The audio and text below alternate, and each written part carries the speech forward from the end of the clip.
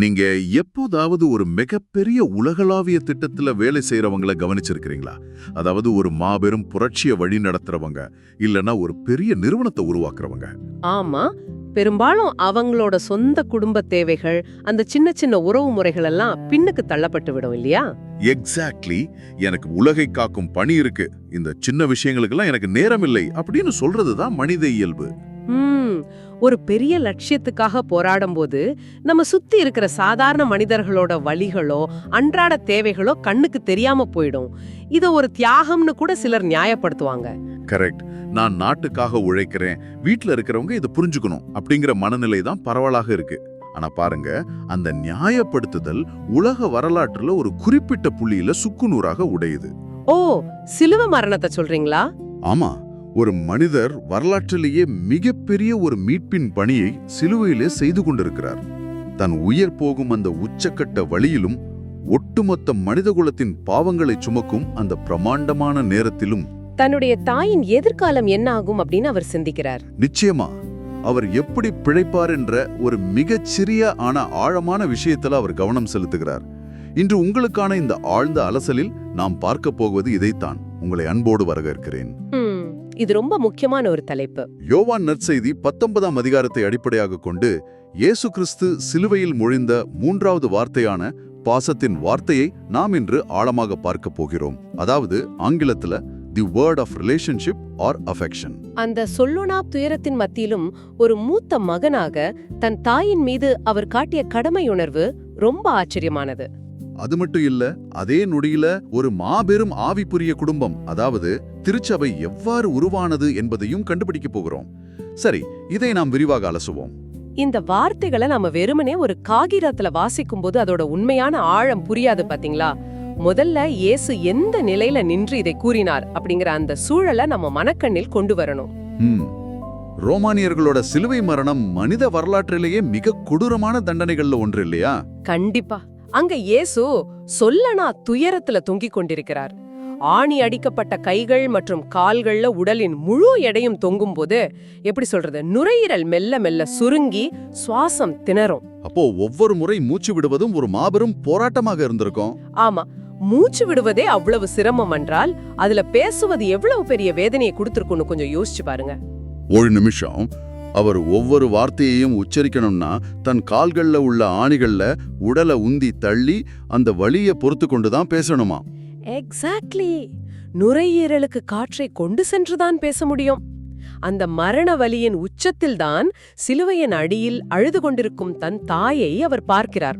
அந்த இடத்துல மரியாளின் நிலைமையையும் நாம் ஆழமாக புரிந்து கொள்ளணும். வரலாற்று தரவுகளின்படி அந்த சமயத்துல இயேசுவின் வளர்ப்பு தந்தையான யோசேப்பு ஏற்கனவே மரித்திருக்கலாம் என்று கருதப்படுதே. ஆமா, அதுதான் பொதுவான வரலாற்று பார்வை. அப்போ முதல் நூற்றாண்டு யுதேயாவுல ஒரு விதவையின் நிலைமை எப்படி இருந்திருக்கும்? மிக மோசமாக இருந்திருக்கும். இன்றைய நவீன சமூகத்தில் இருக்கிற மாதிரி எந்த ஒரு சமூக பாதுகாப்பு திட்டங்களோ ஓய்வூதியமோ காப்பீடுகளோ அந்த காலத்துல கிடையாது பாத்தீங்களா? கணவனை இழந்த ஒரு பெண்ணுக்கு மூத்த மகன்தான் சமூக பாதுகாப்பு, பொருளாதார பாதுகாப்பு எல்லாமே. உண்மைதான். யூத சட்டங்களின்படி பெண்களுக்கு சொத்துரிமை பெரும்பாலும் மறுக்கப்பட்டிருந்தது. இயேசு இறந்துவிட்டால் மரியாள் முற்றிலும் ஆதரவற்ற வறுமையின் பிடியில் தள்ளப்படும் ஆபாயம் இருந்தது. ஓ, பிச்சை எடுக்கும் நிலைக்கு கூட அவங்க தள்ளப்படலாம் இல்லையா? நிச்சயமா, அந்த சமூக அமைப்பு அப்படிப்பட்டது. அப்படியென்றால் அவர் பிரபஞ்சத்தின் பாவங்களை சுமக்கும் ஒரு மாபெரும் உலகளாவிய இரட்சகராக அந்த சிலுவையில் தொங்கிக் கொண்டிருந்தாலும் தன் தாயின் இருண்ட எதிர்காலத்தை பற்றி கவலைப்படும் ஒரு பொறுப்புள்ள மூத்த மகனாகவும் அங்கே இருந்திருக்கிறார். இது என்னை ரொம்பவே ஆச்சரியப்படுத்துகிறது. ஏன் அப்படி சொல்றீங்க? ஏன்னா உலகை காப்பாற்றும் பணியில் இருப்பவர், நான் மனிதகுலத்தை ரட்சித்துக் கொண்டிருக்கிறேன், என் தாயை பற்றி இப்போது சிந்திக்க நேரமில்லை, தேவன் அவரை பார்த்துக் கொள்வார் அப்படின்னு மிக எளிதாக கடந்து சென்றிருக்கலாம். இங்கே சிந்திக்க வேண்டிய மிக ஆச்சரியமான விஷயம் என்னவென்றால், ஒருவருடைய மிகப்பெரிய ஆன்மீக பணி அல்லது தெய்வீக அழைப்பு என்பது அவருடைய அடிப்படை மனித பொறுப்புகளை ஒருபோதும் ரத்து செய்யாது என்பதுதான். வாவ், இது ரொம்ப ஆழமான கருத்து. நாம பல நேரங்கள்ல ஆன்மீகம் என்பதையும் அன்றாட கடமைகள் என்பதையும் தனித்தனி பெட்டிகள் அடைத்து விடுகிறோம். கரெக்ட். ஆனா இயேசுவின் இந்த செயல் பொறுப்பின் உச்சத்தை நமக்கு காட்டுகிறது. தன் அடிப்படை மனித பொறுப்பிலிருந்து தப்பித்துக் கொள்ள அவர் தன் தெய்வீக தன்மையை ஒரு கருவியாக பயன்படுத்தவில்லை. அதாவது உலகை காப்பது எவ்வளவு முக்கியமோ அழுது கொண்டிருக்கும் தன் தாய்க்கு ஒரு புகலிடத்தை உருவாக்குவதும் அவருக்கு அவ்வளவு முக்கியமாக இருந்திருக்கிறது. ஆமாம், வழியின் மத்தியிலும் அவர் பொறுப்புடன் நடந்து கொண்டார் அப்படிங்கறத நாம இங்க தெளிவாக பார்க்க முடியுது. சரி, அவர் பொறுப்போடு செயல்பட்டார் அப்படிங்கிறது புரியுது. ஆனால் அவர் பயன்படுத்திய வார்த்தைகளை நாம கவனிக்கும் போது எனக்கு ஒரு பெரிய நெருடல் இருக்கு. என்ன நெருடல்? அவர் தன் தாயை நோக்கி, ஸ்திரீயே, அதோ உன் மகன் என்றும், பின்பு அருகே நின்ற சீஷனை நோக்கி, அதோ உன் தாய் என்றும் கூறுகிறார். இன்றைய நவீன காலத்துல ஒரு மகன் தன் பெற்ற தாயை ஸ்திரீயே, அதாவது ஆங்கிலத்துல உமன் என்று அழைப்பது மிகவும் மரியாதை குறைவாகவோ அல்லது உணர்வு பூர்வமாக அந்நியப்பட்டதாகவோ ஒலிக்கிறதே. புரியுது. அந்த மரண தருவாயில் மிக உருக்கமாக அம்மா என்றுதானே அவர் அழைத்திருக்க வேண்டும். நவீன கால காதுகளுக்கு இது சற்று நெருடலாக ஒலிக்கலாம் என்பது உண்மைதான். ஆனால் முதல் நூற்றாண்டின் யூத கலாச்சாரத்திலும் கிரேக்க மொழியிலும் ஸ்திரீயே, அதாவது கிரேக்கத்தில் குனே என்று அழைப்பது மரியாதை குறைவான சொல் அல்ல. அப்படியா? வேற எப்படி புரிஞ்சுக்கிறது இத? இன்றைய காலத்துல நாம ஒரு உயர்ந்த பதவியில் இருக்கும் பெண்ணை மேடம் அல்லது கனம் பொருந்திய சீமாட்டியே என்று எவ்வளவு மரியாதையுடன் அழைப்போமோ அதற்கு இணையான ஒரு வார்த்தை தான் அது. ஒரு நிமிஷம் பொறுங்கள்.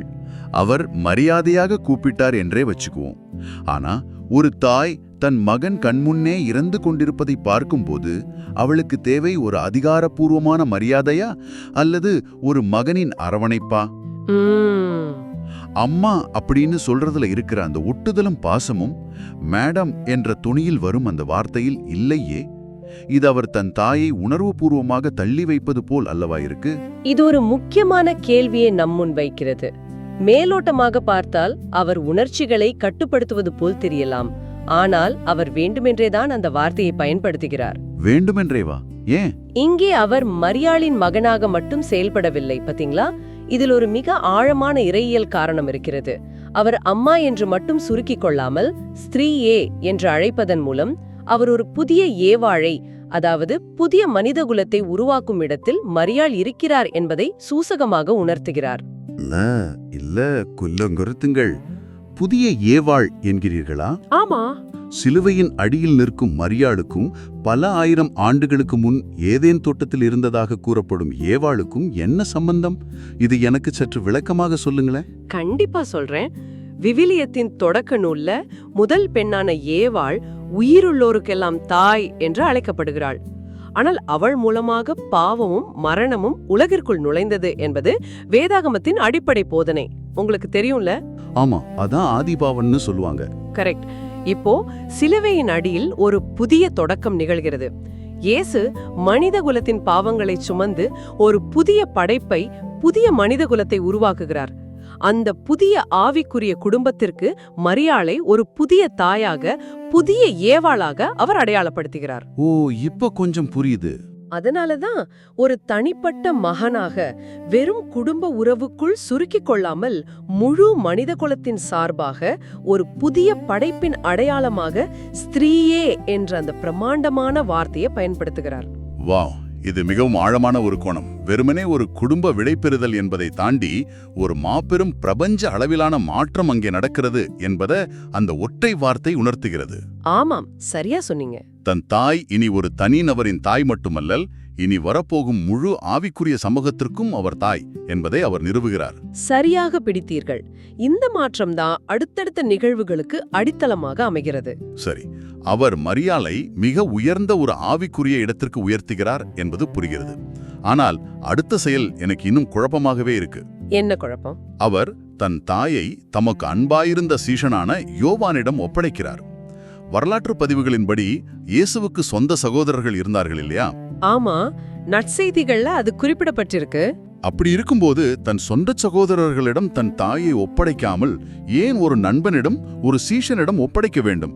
இது அன்றைய காலகட்டத்துல ஒரு பெரும் சமூக மீறல் இல்லையா? இது சாதாரண சமூக மீறல் இல்லை. முதல் நூற்றாண்டு யூதேயாவுல இது ஒரு மிகப்பெரிய அதிர்ச்சியை ஏற்படுத்தும் செயலாகும்.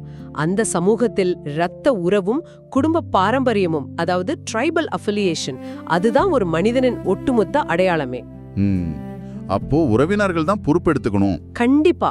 அங்கே ஒருவரின் தாய் அவரது சொந்த சகோதரர்களால் தான் கவனிக்கப்பட வேண்டும் என்பது அசைக்க முடியாத சட்டம். ஆனால் இயேசுவின் சொந்த சகோதரர்கள் அந்த நேரத்தில் அவரை முழுமையாக நம்பவில்லை.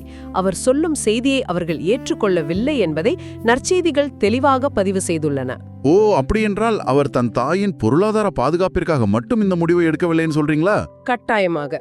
ஒரு தாயின் உண்மையான பாதுகாப்பு என்பது வெறும் சாப்பாட்டிலோ இருப்பிடத்திலோ மட்டும் இல்ல, பாத்தீங்களா? அவளுக்கு தேவைப்படும் ஆன்மீக புரிதலும் அரவணைப்பும் யார் கொடுப்பார்கள் என்பதை இயேசு கணிக்கிறார். அதாவது சகோதரர்கள் சாப்பாடு போட்டாலும் அந்த ஆன்மீக சப்போர்ட் அவங்களுக்கு கிடைச்சிருக்காது. எக்ஸாக்ட்லி. இயேசுவின் சகோதரர்கள் அந்த நேரத்துல ஒருவேளை மரியாளுக்கு உணவளித்திருக்கலாம். ஆனால் மரியாளின் ஆன்மீக பயணத்தையோ இயேசுவின் தெய்வீக தன்மையையோ அவர்களால் அந்த சமயத்தில் புரிந்து கொண்டிருக்க முடியாது. அதனாலதான் இரத்த உறவை விட விசுவாசத்தின் அடிப்படையில் மரியாளையும் யோவானையும் அவர் இணைக்கிறார். ஆமா, தன்னுடைய பணியை புரிந்து கொண்ட, தன்னோடு சிலுவை வரை, அந்த மரண களம் வரை கூட வந்த ஒரு சீஷனால தான் தன் தாயின் ஆன்மீக பயணத்தையும் முழுமையாக புரிந்து கொள்ள முடியும் என்று அவர் நம்பினார். இங்கேதான் விஷயம் மிகவும் சுவாரஸ்யமாகிறது.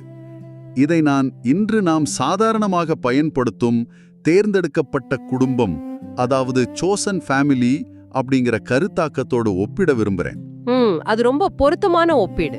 இன்னைக்கு பலரும் தங்கள் சொந்த குடும்பங்கள்ல அவங்களோட எண்ணங்களுக்காகவோ கொள்கைகளுக்காகவோ அல்லது வாழ்க்கை முறைக்காகவோ நிராகரிக்கப்படும் போது தங்களை புரிந்து கொள்ளும் நண்பர்களையோ அல்லது ஒத்த சிந்தனை உள்ளவர்களையோ தங்கள் குடும்பமாக ஏற்றுக்கொள்கிறார்களே. ஆமா, இது இப்ப ரொம்ப சாதாரணமா நடக்குது. கிட்டத்தட்ட அதே போன்ற ஒரு மாபெரும் புரட்சியை, ஒரு சமூக மாற்றத்தை இயேசு அந்த சிலுவையில் 2000 ஆண்டுகளுக்கு முன்பே செய்திருக்கிறார். மிகச்சரியான ஒப்பீடு. அந்த சிலுவையின் அடியில் வெறுமனே ஒரு தாயும் மகனும் என்ற ஒரு சிறிய குடும்ப அமைப்பு மட்டும் கைமாறவில்லை. மாறாக ஒரு மாபெரும் புதிய சமூகம் அங்கு தொடங்குகிறது.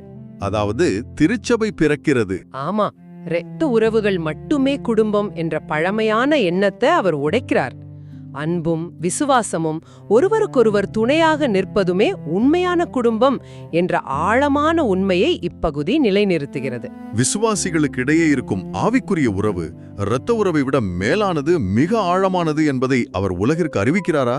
கண்டிப்பா.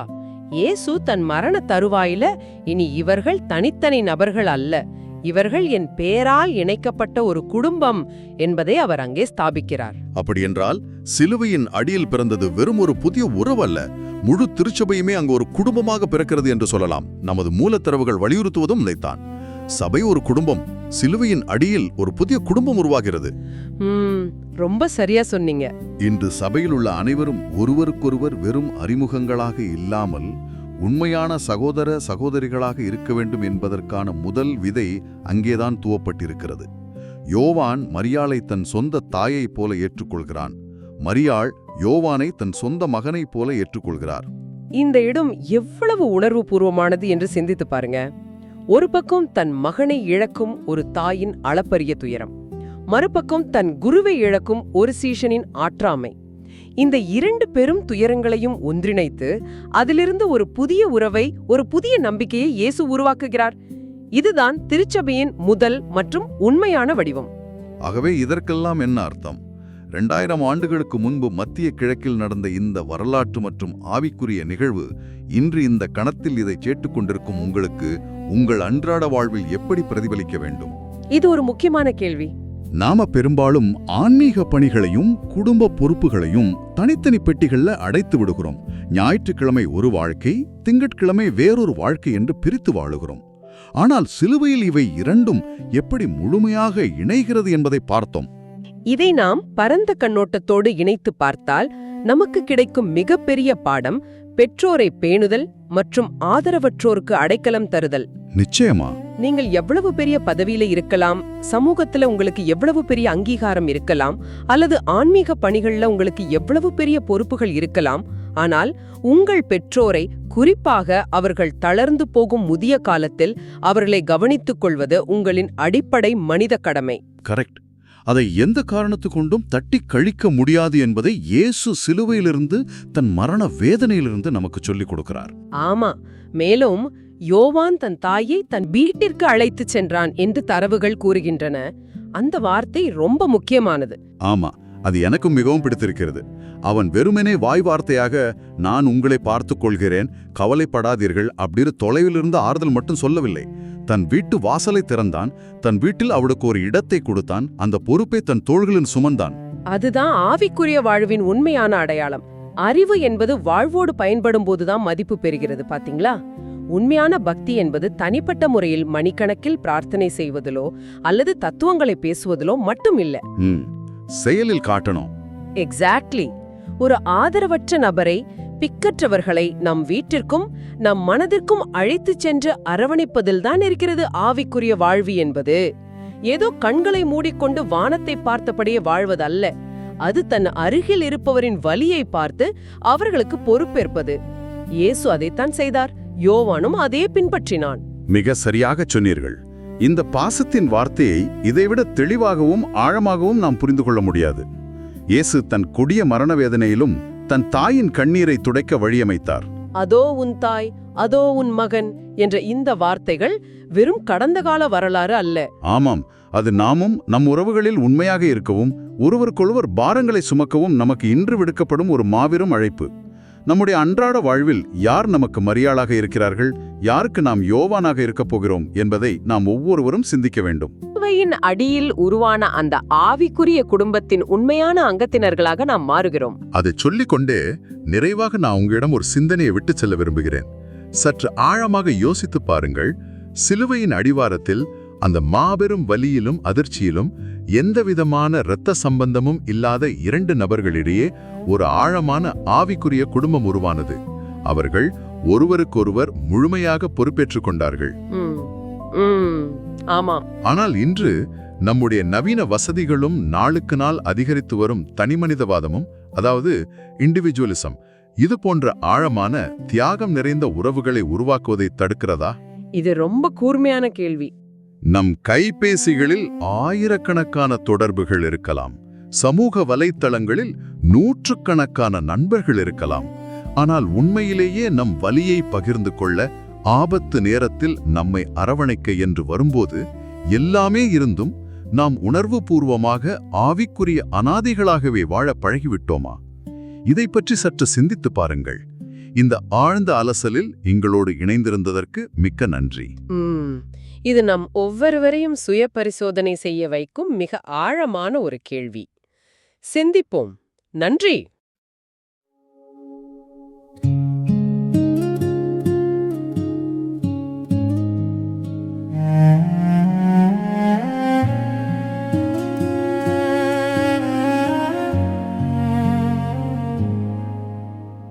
அன்புள்ள இயேசுவே, சிலுவையின் வேதனையிலும் தாயின் பாசத்திற்காக கவலைப்பட்ட பேரன்பிற்காக உமக்கு நன்றி. கடமைகளையும் உறவுகளையும் மதிக்க எங்களுக்கு கற்றுத் தந்தீரே. எங்கள் குடும்ப உறவுகளை பலப்படுத்தும், பெற்றோரை பேணவும் ஆதரவற்றோரை தாங்கவும் எங்களுக்கு அன்புள்ள இதயத்தை தாரும். அன்பினால் எங்கள் இல்லங்களை நிரப்பும். இயேசுவின் நாமத்தில் வேண்டுகிறோம் பிதாவே.